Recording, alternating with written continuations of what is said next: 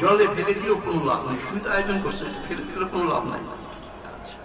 কিন্তু বাবা, জীবন ভরে কত মনিবের চাকরি করবে, কতজন দেবতার পূজা যোগাবে।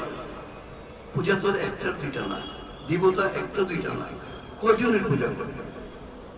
একজনের না একজনের কোনো না কোনো থাকি। একটা পাশা কয়টা মন্দির বললে হবে? বসন্তের বয়ে শীতলা পূজা, কলের বয়ে শ্মশানকালীর পূজা, দুর্নিমিত্তের বয়ে শনি ঠাকুরের পূজা। এইরকম করে করে জীবন ভরে কতজনের পূজা করবে? পূজার তো অভাব নাই। আমাদের ভিতরে ভয় যে আমি তো ওই সরস্বতী পূজাটা করলাম না, আমার কি বিদ্যা হবে?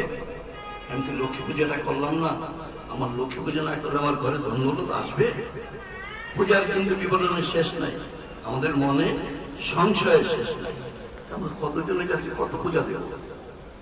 একজনকে বাদ দিলে আরেকজনের রোষ্ট হবে, আমি তো পূজা পেলাম না, আমি কি অন্যায় করছি, আমি কি, আমার কি ভুল, আমার কি দোষ, সেটা আগে নির্ধারণ করবে।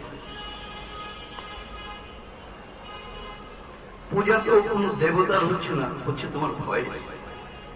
আমরা ভয়ে পূজা করছি যে এটা না করলে আমার এই ভয়টা, ওইটা না করলে আমার এই ভয়টা। আমরা কিন্তু ভয়ের পূজা করছি।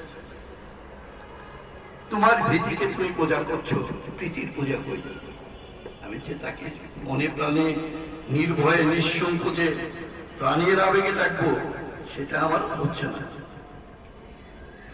সহস্রতা বলতে দেবতার পূজা ছেড়ে একজনাকে যুক্ত হোক। যে একজনকে পূজা করলে সঙ্গে সঙ্গে সকলের পূজা হয়, সে একজনকে আশ্রয় করো। শনি, সূর্য, মঙ্গল তারই চরণ সেবক। ষষ্ঠী, মনসা, শীতলা সবই চরণ সেবিকা। ম্যাজিস্ট্রেটের চাপরাশিকে ম্যাজিস্ট্রেট মনে করা ভুল। আমরা চাপরাশিকে অনেক বড় মনে করি, এর ধরনের মনে ম্যাজিস্ট্রেট সব কাম হয়ে যাবো, এরা 10 টাকায় ঘুষ দাও, ম্যাজিস্ট্রেট আমার হাতে। আমরা এই ভাবি। ভিন্ন ভিন্ন চাপরাশির ভক্তদের মাঝে ঝগড়া যেন না হয়, এই জন্য আমরা বলে থাকি সব দেবতাই একজনের বিভিন্ন বিভিন্ন প্রকাশ। সামঞ্জস্যের চেষ্টা ছাড়া কলহ মিটান যায় না। কিন্তু বাবা, আসল কথা এটি, সহস্র চাপরাশিকে পূজা করে সে ভয় হতে পারে না, লাভ হতে পারে না। একমাত্র তাদের মনিবকে খুশি রাখতে পারলে যা হতে পারে। গ্রহ নক্ষত্রের পূজা ছাড়ো, তাদের প্রভুর পূজা ছাড়ো, তাতেই শক্তি আসবে, তাতেই শান্তি আসবে। একমাত্র গুরু বিনে এই জগ সংসার ইষ্টমন্ত্র জগতের সর্বমন্ত্র সার। একমাত্র ইষ্টমন্ত্রে জগৎ উদ্ধার। দেহ মন মেধাবৃত্তি চিত্তাত্মা প্রাণ, একমাত্র ইষ্ট নামে সবার কল্যাণ। ইষ্ট নাম যে কি, তার মতন জিনিস আর কিছুই নাই। গুরুদেবের যে আদেশ, আমি তোমার যে নাম দিচ্ছি সেই নামের ধ্যান করো, সেই নামের জপ করো।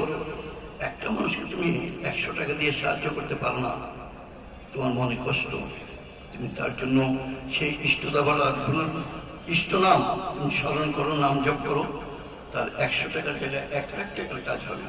যেটা আমি পারবো না, কে পারবে?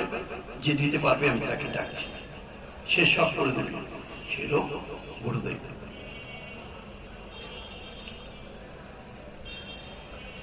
ভগবানের কাজে কাল প্রতীক্ষা অনুচিত। মুঙ্গেরের নিবাসী জনক ভক্তকে শ্রী শ্রী বামনী এক পত্রে লিখিলেন, মনুষ্য জীবন হতে দুর্লভ জীবন। সহস্র বিঘ্নের মধ্যে দিয়েও এই জীবনের পূর্ণ সার্থকতা সম্পাদন করিতে হইবে।